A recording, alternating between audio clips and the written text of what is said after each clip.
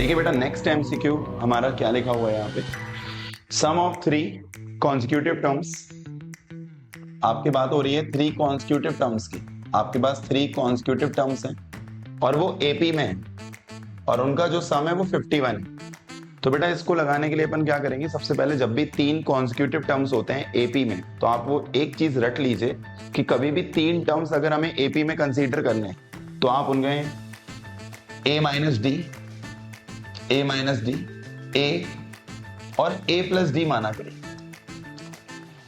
Specially तब जब उनका सम गिवन हो। जैसे कभी बोले आपसे 3 नंबर है और वो एपी में है और उनका सम फलाना है, सम दिया हो, तो 3 नंबर्स आप यही कंसीडर करोगे। बाकी पूरा कॉन्सेप्ट यहां नहीं बताने के लिए बैठे हैं, इस एमसीक्यू को क्लियर करना है। तो जितनी बातें इसके लिए इंपॉर्टेंट है कि 3 टर्म्स चाहिए, एपी में हो, उनका सम गिवन हो, तो आप ये टर्म्स ए माइनस डी, ए और ए प्लस डी ले लिया करिए। 3 नंबर एपी के, 3 नंबर कॉन्जिक्यूटिव नंबर, इनका सम है 51, इनका सम 51 है। तो अब इनका सम कर दीजिए, ए माइनस डी प्लस ए प्लस डी। आपने सम कर दिया और इक्वल में 51। आप देखेंगे डी से डी कैंसिल हो जाएगा। दिस इंप्लाइज ए और ए 3a हो जाएगा इज इक्वल टू 51। तो a की वैल्यू आपको, दिस इंप्लाइज a की वैल्यू मिल जाएगी 17। ये आपकी a की वैल्यू होगी कितनी, 17। अच्छा आगे सुनिएगा, एमसीक्यू है, थोड़ा दिमाग लगा लो। कह रहे हैं इंक्रीजिंग एपी है, इंक्रीजिंग एपी, तो इंक्रीजिंग एपी मतलब बढ़ रही है। अब a आ गया है, a मतलब 17, तो ये तो बीच वाला टर्म हो गया ना, a माइनस डी सबसे छोटा, a बीच वाला, फिर a प्लस डी बड़ा वाला।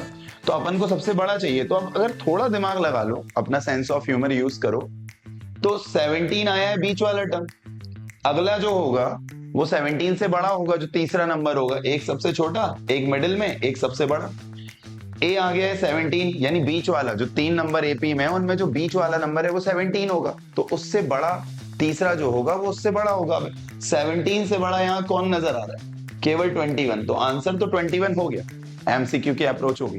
लेकिन अगर किसी को लगता है पूरा बताओ सर ये क्या कर दिया आधा अधूरा, तो और लगा लेते हैं क्या, कि पहले का और तीसरे का जो प्रोडक्ट है वो आपको गिवन है। तो पहला क्या है बेटा, पहला है आपका a minus D, a minus D, फिर हो गया आपका a प्लस डी, और इनका जो प्रोडक्ट है वो 273 है। हमने कह रहे हैं, सवाल कह रहे हैं, यहां फॉर्मूला लगा लोगे a minus B, a plus B का बेटा, a minus B, a plus, तो a square minus D square equal to 273।